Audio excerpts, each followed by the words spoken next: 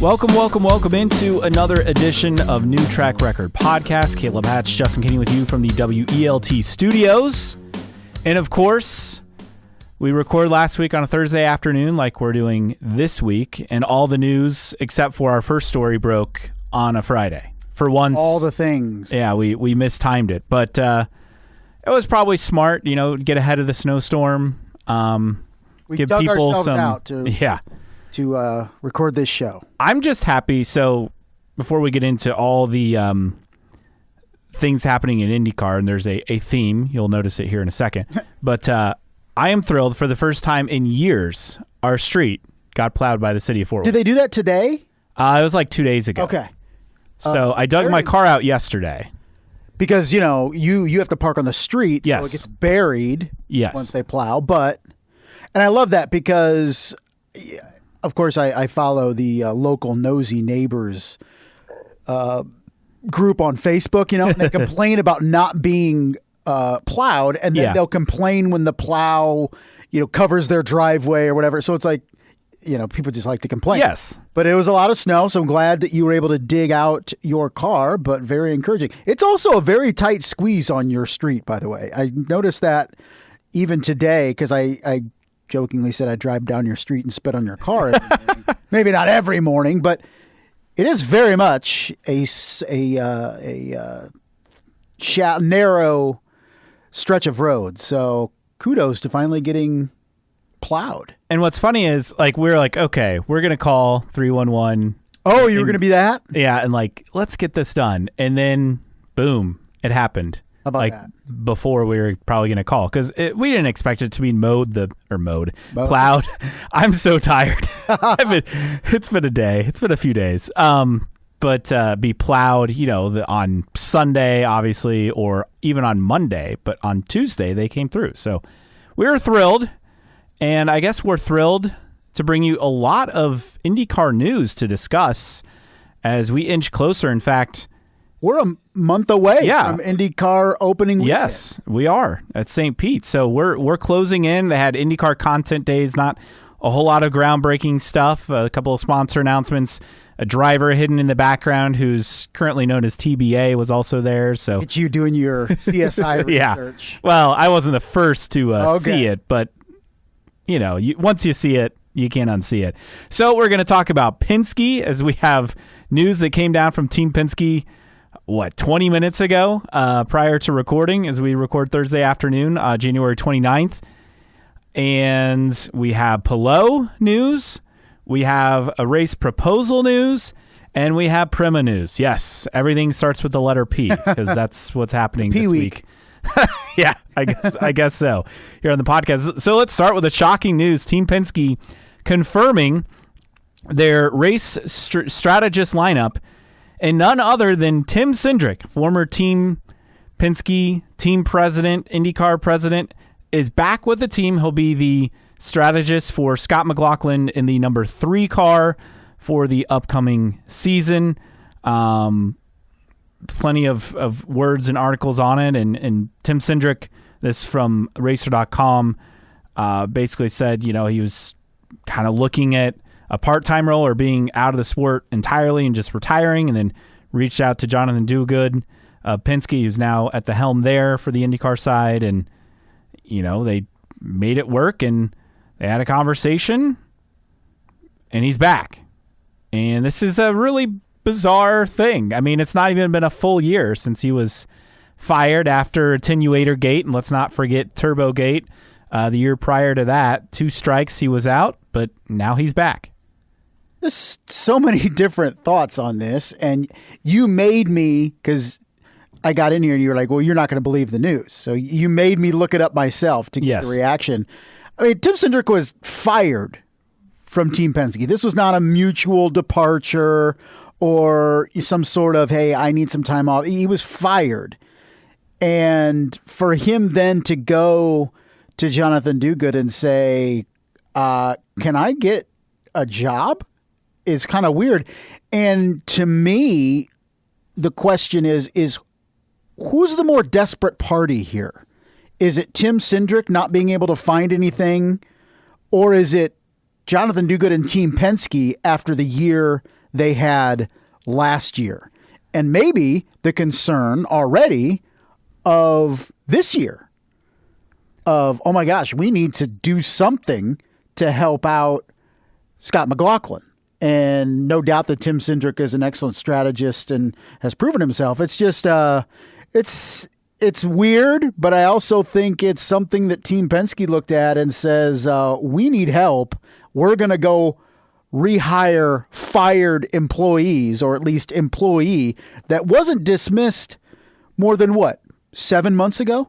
Yeah, I mean, this would have been the end of May, right? May, right? 8 months. So, and to answer your question, I'm going to say Team Penske is more desperate. They're more desperate to get back on track as a team. I mean, they've been completely obliterated by Ganassi in terms of the championship race. 4 out of the last 5 years, or 5 out of 6, I guess, when you go back to Dixon in 2020. Right. Also, the fact that Penske did not win the Indy 500 after winning 2 straight, and they had all the scandal last year, and then Alex Palou and Ganassi go out there and win it. So I think Penske's more desperate. And look, things like this happen in business and sports. Is he the best person that was available for the job? Yeah, I don't think anyone's going to disagree with that in terms of results. However, with not 1 but 2 scandals, you can't put him in a leadership position, which he's not going to be. This is a part-time, race weekend role. So I guess the only concern is, does he have growing influence with the team? And I just don't think so. Maybe not, but if this year goes very much like last year, I could see this being the foot in the door to an eventual return to Team Penske. And then what does that say, as the question always is with Team Penske and who runs this series, is what's the message to the rest of the paddock? That you can cheat, and whether you intentionally cheated or not is still up for debate, but you cheated and effectively brought back. And what does that say to the rest of the field when the ownership of the series is doing something like that? So, but they're not leading the officiating anymore. But they are still helming the series. Yes. And so I think it's going to be a very, very interesting storyline to watch if Penske struggles again, that Tim Cindric is maybe in an elevated role with Team Penske this time next year. This is how this stuff starts, right? Oh, he's just coming back, part-time capacity, just weekends only, blah, blah, blah. And then next thing you know, he's hanging around the shop a little bit. Maybe he's being asked about this or that. And, he's going to be in an advisory role and blah, blah, blah. So let's be real. This is the first step towards, in my opinion, a full return for Tim Cindric if Team Penske gets desperate enough. It's already desperate enough to start bringing back fired employees because of the crap show that was Team Penske in 2025. And Scott McLaughlin, very thrilled to have him on the timing stand. They have a connection because Cindric brought him over from Australia to IndyCar, so they kind of have that connection. Do you feel conflicted about this? I think it's bizarre. It's their choice. Whatever they want to do as a team, go for it. But just know, if this goes down the same road as the previous couple seasons, you're going to look like complete fools. You are. I also wonder. Now, he doesn't have the influence at all compared to what he had before. Allegedly. In terms of leadership. Right. I mean, he was the president of Team Penske. Now he's a race strategist.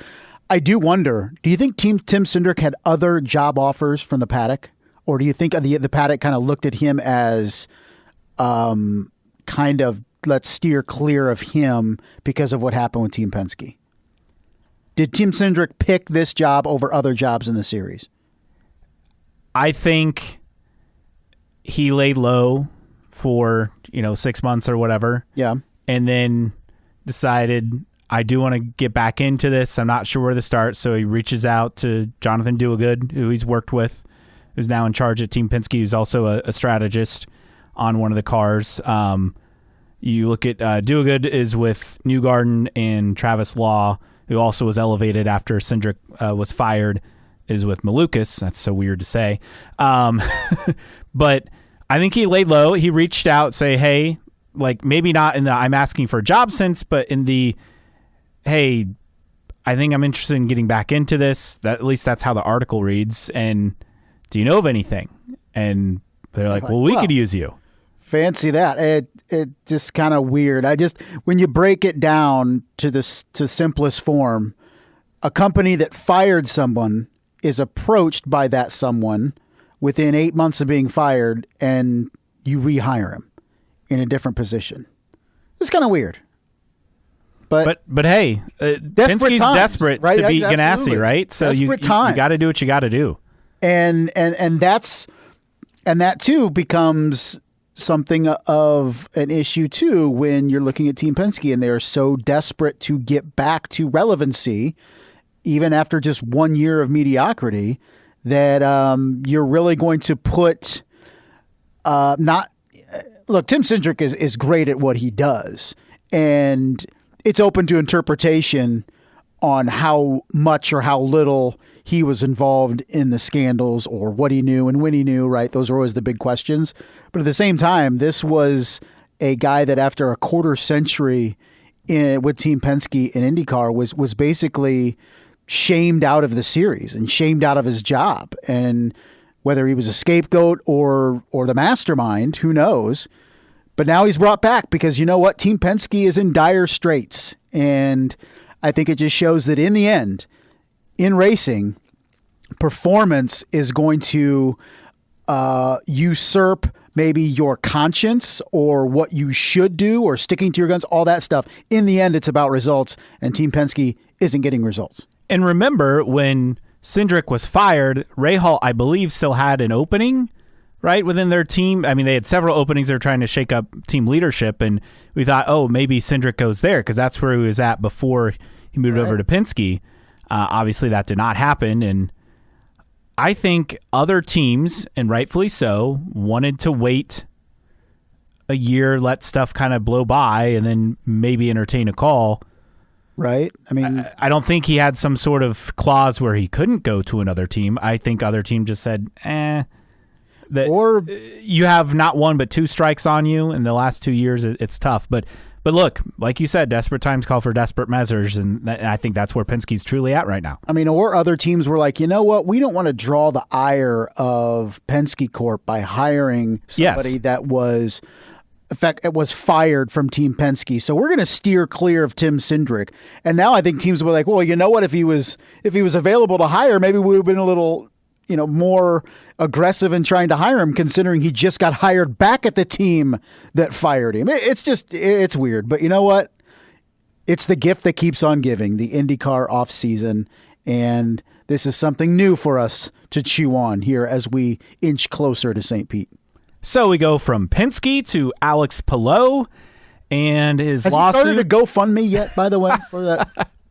I don't think he'll need one. The GoFundMe is Chip Ganassi himself. Floyd Chip Ganassi is the GoFunder. And for Palou, not a surprise that a judge ruled that he did violate terms of his contract on the IndyCar side. Now, the one bonus for him is the F1 stipulation part of it was nixed from any kind of judgment, but you look at the numbers and it's pretty crazy. McLaren awarded over $12 million in damages. That excludes all the attorney's fees, which could double, if not triple. Now, does he have to pay McLaren's attorney fees or just Ganassi's? That is a good question. Sometimes they rule that you have to pay the other parties' attorney fees. I wouldn't imagine that's the case, but he's going to end up owing north of $20 million at least. Oh, easily. So Chip Ganassi basically has him for life. Yes. Now, as long as he wants him. So how this works? So again, it's going to be a lot of money. He's obviously under contract, and my guess would be a lot of the IndyCar money is just going straight back to Chip. Now, the good thing is, if Palou keeps winning like he's been doing, this will pay it off in, 10 years' time. Effectively, they're going to be garnishing his wages. Is that what you're saying? Yeah. Now, Alex Palou's contract, do we know annually what he makes? We don't. $5 million? That might be on the high end. I would say it's somewhere in the 3 to 5 range. So, I mean, also, you win races, you get bonuses there. Obviously, coming off an Indy 500 win, a championship win, I mean, that alone is like $3.5-4 million. Now, granted, you're not keeping all of that Indy 500 money. You're getting a percentage. So, what is it? Like, usually they say 40%. So, still, I mean... Still, he's going to be paying this back for a while. Yes. I mean, it's a long IndyCar off season. I mean, do you expect him to see it like working at IKEA next year? In the off season? Like, I don't know about that. He did do the Rolex 24 with sister team Meyer Shank Racing, and we'll have a funny tweet of the week on that as well. But all in all, I don't think this ruling is a surprise. I think knowing that Chip was funding the lawsuit and is paying the legal fees, and obviously Palou is going to have to pay those back. One, he's not going to F1 or any other series anytime soon. No. He's in a good spot with Chip Ganassi Racing, and he's going to be a lifer there. And it's a lot. It's always pressure to deliver for your owner and keep your job. But now Palou is really owing Chip Ganassi, and he needs to go out there and continue to perform the way he has.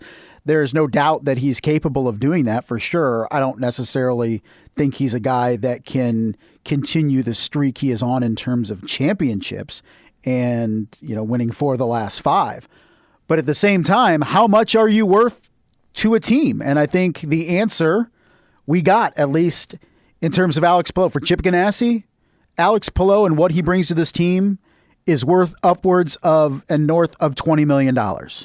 And that's telling. Not every driver is worth that, even championship caliber driver. So I think it shows just how much Chip Ganassi is backing his driver. And also, let's not fool ourselves. Chip Ganassi still wants to stick it to McLaren. So McLaren is kind of sticking it to Ganassi, but also vice versa. Says, you know what? This isn't even a problem. I'm going to pay for it. And he's still going to be mine. And you can have the money. I mean, that's the fight that's going on with guys with a lot more money than any of us will ever have, is saying, yeah, chump change. Well, here's the check, whatever. We're moving on, and we're going to keep beating your ass on the track. Now, of the $12 million plus in damages, the judge ruled more than $6 million in losses just for McLaren's severed deal with NTT. So, I mean, that was a big part of him coming over to McLaren, is bringing over NTT data.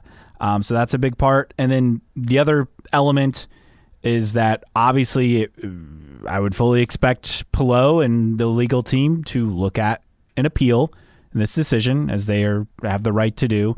And we'll see what becomes of it. We're not going to break down all the numbers. I mean, you can find all that online. But I think the biggest thing is Palou is indebted to Chip Ganassi, and Palou is got constant motivation to keep winning and destroying the IndyCar field, and this just adds to it. I don't think this slows him down by any means.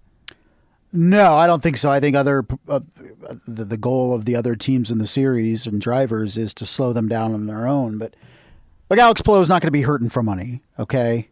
And this just really solidifies that contract in concrete with rebar and burying it 100 feet. Is Alex Palou's not going anywhere as long as Chip Ganassi wants to continue to employ him in IndyCar. That's for sure. And we'll see just how long Alex Palou can continue to deliver at the level he has delivered over the last 5 years. And if he keeps winning championships and or Indy 500s, he'll pay this off in half the time. Yeah, absolutely. But I love just picturing the garnished wages thing. Like, he's not paying child support, but there's a little line in his paycheck every 2 weeks that says, legal fees payback or whatever, and Chip will get his. Or, maybe it's, hey, I paid this, you pay me by continuing to win races. And I would imagine it would pay for itself after a period of time. All right, let's go from Palou to Prema. And the latest with Prema, they were not at IndyCar Content Days, which was earlier this week. I wouldn't say that's entirely a surprise. The latest detail we got in this week's Racer.com mailbag is that IndyCar CEO of Prema, Piers Phillips, was at Daytona at the Rolex 24. He most likely met with the top brass of GM Racing. Who knows if he's asking for, a 1-month extension, if they're hammering out details on something in terms of the engine leases. I mean, the January 31st deadline, which is coming up in just a couple days as we record, that's a pretty hard and fast deadline for securing engine leases and competing in the full season. Now, the latest thing that we have heard is that they're working on a buyer, and it's not us. Yeah, no, definitely not us. And also that they may not be at the first race of the season. Now, will they be 1 or 2 cars? Unclear, but the rumor that Marshall Pruitt had posted that they could be at Long Beach as far as their first race of the season. I guess it's a double-edged sword, because I was thinking with no leader circle eligibility and with no charters, what's the point in rushing this to try to get on the grid in 2026? But then conversely, it's also for the same reason why you can just jump in at any point during the course of the season. You don't owe anything in terms of charters and what those potentially could be worth, and you're not racing for leader circle money anyway. So who's to say you need to be at race 1 or be there by race 3 or race 6 or whatever? So I don't know. I just I still feel that if and when this team is sold, 2027 would be a better goal. I mean, if you're a new owner, do you want to try to rush everything? And you mentioned it too. Who's to say that those are the 2 drivers the new owner wants going forward, right? So I don't know. Like we said, we're a month away from St. Pete. You're not doing anything. I mean, we see almost daily more guys getting other jobs from Prema. And so, gosh, if this happened tomorrow, do you have enough time to really field a car, let alone 2 cars at St. Well, and it's not just, securing contracts. It's a staff when you have turnover in the offseason. I mean, you talked about people leaving, Ryan Briscoe leaving Prema and joining Rahal Letterman-Lanigan as a driver coach, as one of the new additions for RLL in the offseason, which makes a lot of sense with Mick Schumacher coming over. Again, I will be shocked, as will you, if they're on the grid at St. Pete. Now, do we see whatever iteration of Prema by the Indy 500? Perhaps, but I think that's still a 50-50 proposition at best. Yeah, I mean, maybe if they have a sale here in the next month or so, I could see them saying, hey, we're going to be at Indy. I mean, I think that's a reasonable goal, but as time goes on, it becomes less and less likely, and then you throw in what GM is going to want to do with those 2 engine leases. And like I said, it doesn't matter if you have drivers and crew and chassis if you don't have engine leases. And if GM very well on February 1st could say, okay, that's it, we're not waiting any longer. We have 2 teams that are interested in those engine leases to run extra cars throughout the season. And I don't think they'd have any issue filling those engine leases out in terms of the 2 extra. I mean, Able Motorsports, we believe, has a car ready to go.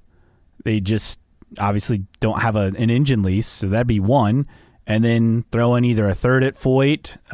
Could you see a 3rd at Brian Reinbold? Could you see a 3rd at Juncos? Like, there's not going to be a problem filling those 2 slots for the Indy 500. Not at all. And for the very same reasons, not that there would be 2 extra cars from a team all the way through the season, but those extra engine leases could go around the GM teams, and maybe one runs 7 events, the other one runs 5 events, something like that. So there is a lot on the line for other teams as well, as everyone waits for the development with Prema. But it's just, I posted it earlier this week. I can't remember a team so gung-ho financially to jump into IndyCar and then exit it so quickly. It's bizarre. I mean, we've seen plenty of teams come in, but maybe they don't have the funding or what. This was a team that was dropping tens of millions of dollars to jump into the series just last year. I mean, this time last year, we were talking about how professional Prema looked with their reveal of their liveries. It was very F1-esque, right? And they're $40 million. Yeah, they're going to bring a new standard to presentation in IndyCar from Europe and similar to what McLaren does. And now we're talking about them just completely being off the grid and selling. It's just amazing how quick it all happened. Even in auto racing where things come at you fast, right? The going from one high to the low we're at here has just been absolutely incredible. It has. And that high initial investment, I guess the part that I find confusing is, yes, it takes a lot of money to start an IndyCar team, but in year 2, a lot of those investments, you're paying for staff and you're paying for continued development of, parts and shaker rig and all that kind of stuff, wind tunnel type stuff. You're not paying for new chassis. You're not paying for, a new shop. Like, they have the shop, they have the chassis. Yeah, you got to sign the tire bill and the engine leases. And for 2 cars, you're looking at what, like $3.5 million. Yeah. The engine lease around a little over $1 million for each. Tire bill at least $500,000, so $3.5 million, somewhere in that range. And then obviously you're staffing as a team, but it's a fraction of the cost in year 2. Like you talk about it with a street race, right? The first year is going to cost a fortune, and then you hope you can make that back in years 2, 3, 4, 5, and so on. So that's the part that's confusing. It's like you knew this would be a high upfront cost.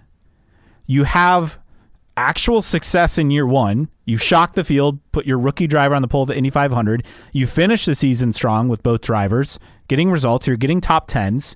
You're getting some consistency. And then suddenly, we're not going to fund this. It's never made sense to me. Why go to the trouble, right? That's what we've always said throughout this process. If you're just going to back out after a year. It's not like they hired 2 mid-pack drivers either. These are talented drivers for IndyCar. You have a talented rookie, a talented guy who's been at several teams but not had a big break kind of opportunity.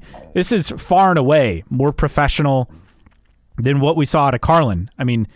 Carlin had guys coming over from lights who had never done a live pit stop before. And we're paying their way, right? And they had 2 paid drivers with Kimball. Yes, he had won a race, but that was years ago at that point. And Max Chilton, whose highlight of his career was leading laps in the Indy 500 with Ganassi. So, I don't know. I don't understand, but we'll see what happens.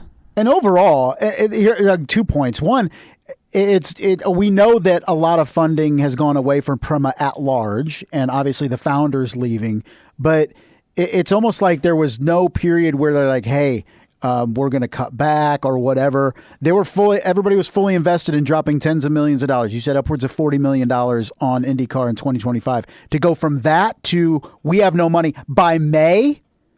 It's not even a year. It was by May that the questions behind the scenes was if Prema is going to continue after Indy.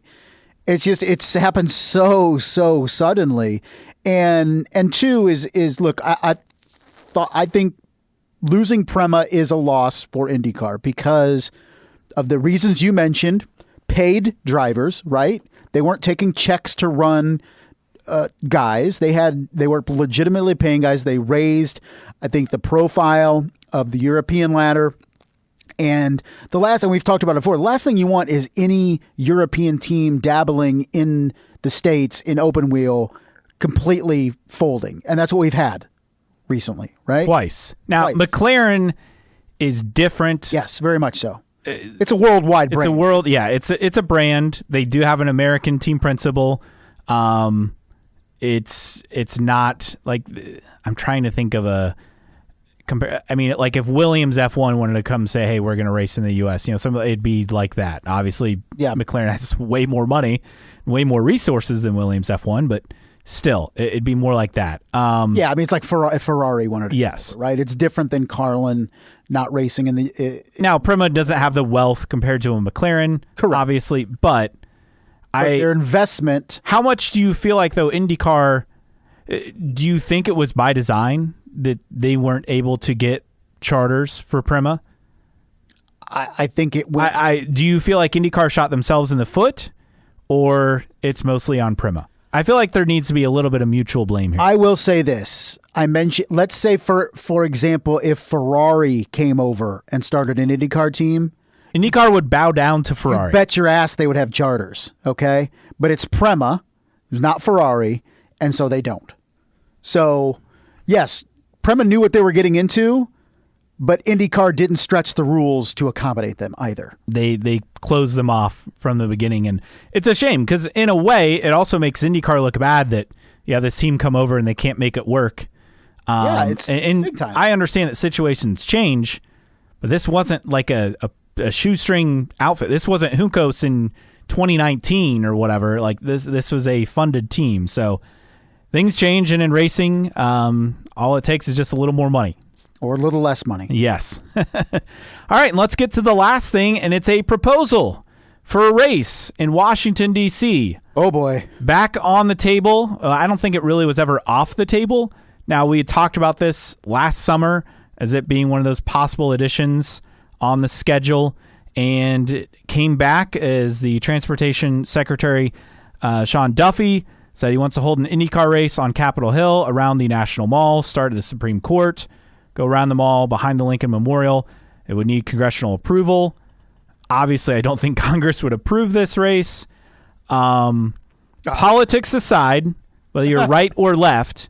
Which is very difficult in this situation. Yes. This would be, if it were to happen, this would be incredible for IndyCar. This would completely upstage anything F1's ever done in the U.S. It would completely upstage what NASCAR did in Chicago, what they're going to do with the Coronado, a naval air station in San Diego coming up this season in 2026. This would be a landmark event that would be second only to the Indy 500 on the schedule. That's how big this would be. Now, understand this would be a one-off. They're looking at a couple dates in August, so this would happen. It won't be in July and would be a part of the American 250 celebration. I still think there is a 0% chance of this happening. Marshall Pruitt disagrees. And that's what I find fascinating in all this. So I also think it was fascinating. There was a political site, Punchbowl News, that broke the story in terms of this being back on the radar. Then Trump posted that AI video of it. But Marshall Pruitt has the belief that this could happen. And I guess I'm surprised, but he seems to think there's a real possibility this will go through. As he was talking in the mailbag this week about this event. Basically said he'd be shocked if it didn't happen because of the combination of Fox and Roger Penske and Donald Trump. And I guess the ultimate question in all of this is, who's the promoter? Is it Fox? Because that would make sense. Is it Penske? That would also make sense. Who's paying all the fees? That's my big question. Is it Fox? Who would pay for Is it Penske? Is it combination? Is it the government? Is it the government? I don't think so. You never know. I mean, if you're unfamiliar with American politics, and God bless you if you are, and immune to everything that goes on here, the Republicans control both chambers of the House. Very narrow in House. And the presidency. So, in theory, they could push through anything they want, including an IndyCar race. Now, the politics in this country are so polarizing that if one side said the earth was round, the other one would swear it was flat. That's how really they don't agree on anything. So naturally, if it's going to come up that the Republican president is interested in having an IndyCar race or any event in Washington, D.C., sporting event, that there's going to be pushback. For example, the UFC, scheduled for June 14th, will have a fight card on the South Lawn of the White House. And that's happening. And that is definitely happening. They're going to spend $20 million to make it happen. And that's the big thing. The UFC is dropping $20 million for this event, okay? What do you think the price tag would be for a Washington, D.C. race? I conservatively said $50 million. Yes. If you have to pay for, from blocking off streets to security to all that stuff, $50 million is on the low end. And then my question is, who the hell is paying $50 million for that? if it's not the government, it's not going to be Roger Penske, because Roger Penske is not spending money. Now, he's not spending $50 million on this event. There's absolutely no way. So that leaves Fox. Is Fox really going to spend $50 million at least for this event? I just find that hard to believe. That's the big thing I can't get over the only thing that would be believable in terms of the finances, say it costs $50 million between, as you mentioned, security, infrastructure, fencing, things like that. If it's like split some way, whether it's 50-50 or even, 65-35, something like that. But I don't see Penske paying for the full amount, like you said. And $50 million feels realistic based on what we're seeing for this UFC event, which is a much smaller scale thing. We're talking about a 5-mile street course in terms of the loop. I mean, if you're gonna do that, I just and look, is it doable in terms of the track? It actually is. That's the part that's crazy. Like, it is doable. Now, the issue is, my understanding, there's a ban on advertising around the National Mall. Well, so you're just going to have blank side pods on all the Indy cars? Like, how's that going to work, They'll find loopholes. This government's great at finding loopholes. Yeah, I just... I just can't see it. I can't get over. And two, this is not being talked about for 2027 or 2028 to where, you have plenty of time to figure this out. August of this year. I mean, that's what, 5 months from now? 6 months from now? February, March, April, May, June, July, August, 7 months. I just don't see it happen. Taking politics out of it, which in this country right now is incredibly difficult to do, I just don't see it happening. I don't either. However, the fact that it's IndyCar in the conversation and not F1 or NASCAR, I do think, if you're IndyCar, you have to be thrilled to be included. Yeah. Now, I understand there are people who, look, whether you're for or against the current presidential administration, there are people who are learning about IndyCar for the first time out of this. So I don't think it's all bad in terms of that, and nothing's confirmed. It would, huge. Whether you agree or disagree with, this event happening. And here's the thing: people who are for it are going to be for it. People who are against it are going to be against it, and yet they're still going to watch if it does indeed happen. So, it would be massive, and I think it could rival TV ratings for the Indy 500. But again, the timeline, the fact that there are only 2 weekends to fit it in the schedule in August, the fact that contracts are based on 17 races. I mean, there are just so many hurdles, let alone the political hurdles that we already talked about. I just think it's good to be included and wanted. Yes. And I also don't think it's going to happen. It is, at least in this respect, nice to have an owner with friends in high places. The highest of the high, and we'll see. After the Cindric news, anything's possible at this point. That's true. No one saw that coming. No. So here we are. So that's a look. We have Penske, we have Palou, we have Prema, and we have a race proposal. And we didn't even get to, I think, some of the other fun news that we'll get to in news and notes in terms of other events coming back for sure for 2026. All right, if you agree or disagree with us, and look, I understand you will have your thoughts on the DC race proposal. Let us know. I think people will have their thoughts on the Tim Cindric news. That too. Well. And we'll actually get to some thoughts on that as well. You can interact with us on social media, IndyCar Podcast, the handle on Twitter/X, also on Instagram, on Facebook, just search for New Track Record. You can also always send us your questions, comments, rants, concerns, what have you, to newtrackrecordpodcast@gmail.com via email. And you can support us via Patreon, patreon.com/newtrackrecord. Thanks to Reed and others for their support. And as always, download and listen on your favorite podcasting platform, whether that is Apple Podcasts, Spotify, or wherever you find your podcasts. Mailbag time, and a couple of replies already on the Cindric news. Jeremy from HBG said, "This makes me want to stop watching." Oh, you will. Lynn_IndyCar said, "I guess he was on sabbatical after 500 qualifying. This is freaking bizarre. Does he still have his stake in the IndyCar team?" He said there needs to be a book on the 24 and 25 Penske seasons, and then tagged John Oriovitz on that. I don't think he has the Team Penske stake based on his firing.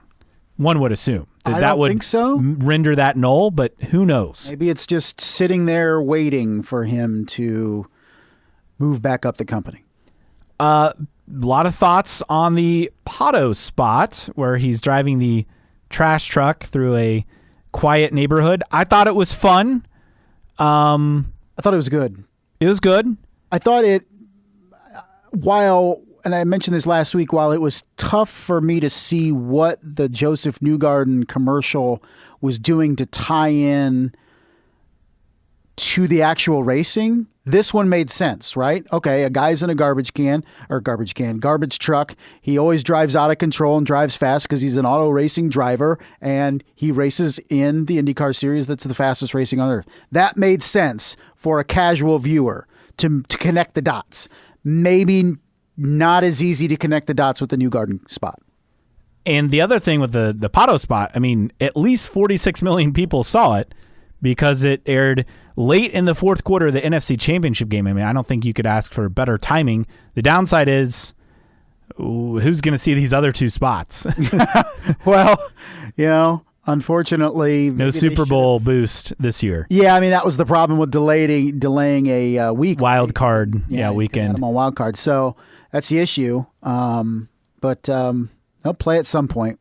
So, opinions on this. Jeff Cerneski said, I liked it better in the Newgarden commercial. I think it was just different. Last year's Newgarden spot was unbelievable, and I don't know how they ever top it, but I did like this Pato spot. Tyler Wong, 65, said, brilliant. M. Rusamarov said, love it. Lynn _Nikar said, this was an excellent commercial by Fox. Well done. Much better than Dexter Newgarden. And R. Duvall 00 said, loved it. Bring on the Garbage 500 presented by Waste Management. Very nice. So I thought that was good. So opinions on that as we roll on in the mailbag. We have, let's see. So you'd posted about Prema's or record for quickest entry into and exit from the series for an IndyCar team. And Lynn _Nikar said, I think fast. With two Z's. It was 1 year and done. 2010, remember, with Alex Tagliani, and that became Sam Schmidt Motorsports. Yep. Historic Hot Lap said, same one I was going to mention, 1 season and done, but investment-wise, postseason being merged with Schmidt, I think money was a wash. This is getting spicy for sure. We'll see what happens. And then this from Bauer Racing said, suddenly my poor financial decisions aren't so egregious. I thought that was great. That was funny. Yes. That was great indeed. And I think with that sums up the mailbag for this week. I think we actually had one more entry on Washington, D.C. This from RacerMac RTP1. Politics aside, D.C. traffic daily is already horrendous enough. You thought the locals who complained in Las Vegas about the late September until mid-November about F1 was something, wait till you see this. Exactly. And that's the thing is maybe this is overlooked and maybe it's overblown by me, but what's the impact that you are going to have as a series on everyday life of Washingtonians? Nicely done. Plus Virginians, Marylanders, everybody who works in and around D.C. You don't want the majority of people coming out of it and going, man, I hate IndyCar, man. They just freaking screwed up my commute for 2 weeks, 3 weeks, blah, blah, blah. So that's something that you have to look at. Now, would it offset the amount of new fans you could potentially make by the race actually happening and being on television? No, but at the same time, you got to kind of look at it and you can't piss people off either. Yes, and that's an important element. Piss a lot of people off. You're never going to not piss anybody off, but you know what I'm saying. For sure. All right, let's roll on to news and notes and a couple of things from IndyCar Content Days. First off, IndyCar posted a video of Alex Palou and Will Power chatting, but I'll be honest, I didn't even watch the video because the key thing is who's in the background of that video. You can see the back of Romain Grosjean's head, who was there, a.k.a. TBA coin driver. So the worst kept secret continues. Well done, sir. Allegra back with Marcus Ericsson. Not sure for what races, but cool to see that livery back. with these series. Other takeaways, you had Will Power. In fact, no Gainbridge for the 26th with Andretti Global. It will be sponsored by TWG AI, which, of course, that's their AI division. So it'll be weird not seeing Gainbridge on an IndyCar this year, at least as of now. Which is interesting. Are they going to be on Colton Herta's F2 car? Perhaps. I mean, we've seen Gainbridge in other racing disciplines, so maybe that could be a part of it. And then David Malukas' Team Penske car basically looks the same as what we saw from Will Power last year. Bring back the silver. That's what I was wondering. Like the all black. The big reveal and Malukas' first Penske, and I was like, am I supposed to be impressed by this? It looks exactly the same. Yeah. No, there was really no change. Other than scratching out power on the car and putting Malukas. Other things as we move forward, speaking of Will Power, he did compete in the Rolex 24 P2 in his class. It was his first Rolex 24 appearance, so congrats to him. In other racing, we got official confirmation the Weenie 500 will be back and better than ever this May. It'll take place on Carb Day. The race will air on Fox. So no streaming platform this year, Fox. What do they do to top it? I don't know. You know, I mean... Maybe some toppings. I'm not sure. More. I mean, were those all the Weenie mobiles that exist? I believe so. Okay. So we can't have a bigger field unless they construct a new one. I don't know. If they start doing seat fittings and meld the drivers in there, to maybe tease having a more exciting and riveting race in terms of contact, in terms of somebody upside down, maybe. I don't want to see anybody hurt, but at the same time, Rubbin's racing. Let's see them. They got fenders, people. It's not open wheel. Other news and notes items. Did you catch the Honda ad, I believe, during the NFC Championship or AFC Championship that featured an IndyCar and Kyle Kirkwood as the driver? How about that? I thought that was a positive step. I would like to think so. And Honda changed their logo. Did you see that? Ugh. Did not like that at all. Yeah, did not like that either. It's a serious downgrade. I would agree. What are you doing over there on Honda? And then a couple other news and notes items. First off, so we had mentioned, I believe last week, that Simona Di Silvestro, former IndyCar driver, going to the Olympic Games. She'll actually represent Italy. Yeah, I thought she would be the native Swiss, but it is going to be Italy. And those start as soon as next week, I think, the Olympics. Yes, opening ceremonies February 6th, so a week from Friday. So we're already right around the cusp. And hey, how's this for some trivia? 30 years ago, earlier this week, January 27th, 1996, the Indy 200 at Walt Disney World Speedway launched the Indy Racing League. Ooh, baby. Buzz Calkins, only IRL win came in the first race. That epic 3-race season. So there you have it. All right, let's go to tweets of the week, and we have a couple. First off,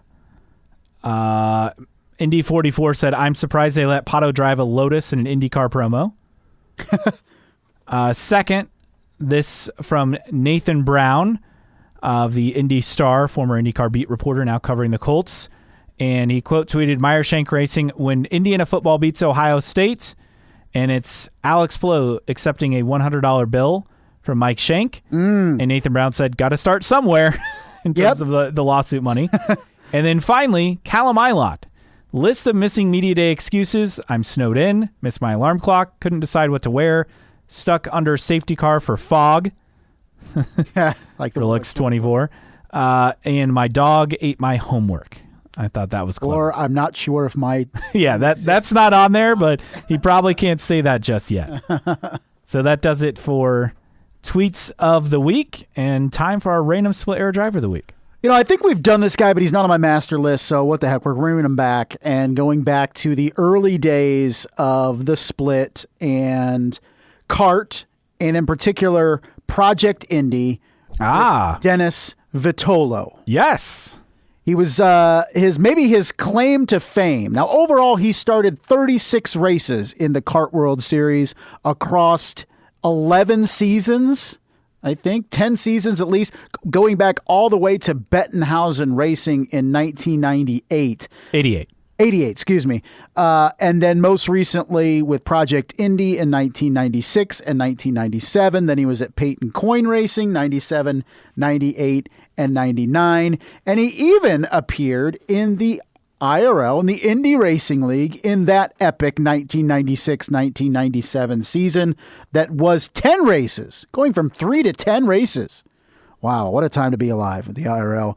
And Dennis Vitolo not only qualified for the 1997 Indianapolis 500, but finished 15th at the 1997 Indianapolis 500. What's interesting is he only made 2 Indy 500 starts, and in 1994, it was the iconic landing on Nigel Mansell's car. That's right? pretty much his claim to fame. Yes. Is his 26th place finish in the 1994 Indianapolis 500, taking out reigning kart champion Nigel Mansell in an accident that occurred under caution, by the way. Funny enough, speaking of Nigel Mansell, I think I showed you this picture that I picked up last week when I was in Auburn at the National Auto and Truck Museum, yes, which is next to the Auburn Cord-Duesenberg Museum. There was a book, and it was basically like a coffee table book of Nigel Mansell's time in IndyCar. Yes, you did send which me, is pretty cool. Pretty cool. But yes, unfortunately, Dennis Vitolo, probably not liked by Nigel Mansell. No. After that incident. His best career kart finish, Caleb, was at the US 500, your all-time favorite race. He finished 7th in the, gosh, I don't even know what year it was. 1997. Oh, so it would have been the second 500. Yes, the iteration. Second annual. I was going to say 7th in the inaugural US 500 is really not that impressive much. Yeah. when you think about how many people crashed on the opening lap. Stars and Cars, the US 500, 1996. I would love to read a book about that. We're just throwing...